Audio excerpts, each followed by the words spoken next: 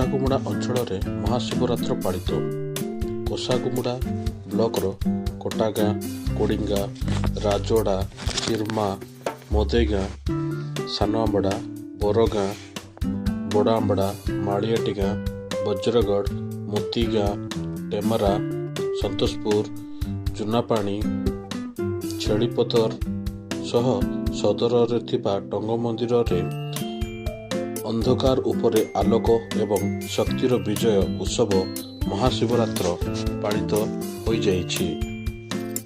ପବିତ୍ର ମହାଶିବରାତ୍ର ଅବସରରେ ଭଗବାନ ଶିବଙ୍କ ସାନ୍ନିଧ୍ୟ ଓ ଆଶୀର୍ବାଦ ପାଇବା ଲାଗି ଭିଡ଼ ଦେଖିବାକୁ ମିଳିଛି।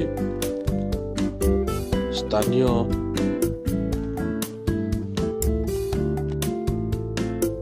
ଶିବ ମନ୍ଦିର ଜୁନାପାଣି, କାଳେଶ୍ୱର ଶିବ ମନ୍ଦିର ଛେଳିପତର ଏବଂ ସ୍ଥାନୀୟ ଟଙ୍ଗ ମନ୍ଦିର ପରିସରରେ ଭକ୍ତମାନଙ୍କ ଭିଡ଼ ଦେଖିବା ସହ ଦୀପ ପ୍ରଜ୍ୱଳନ କରିଥିଲେ। ରାତ୍ରିରେ ମହାଦୀପର ଦର୍ଶନ କରିଥିଲେ। ଏଥିସହିତ ରାତ୍ରିରେ ଅନ୍ନପ୍ରସାଦ ବିତରଣ କରାଯାଇଥିଲା।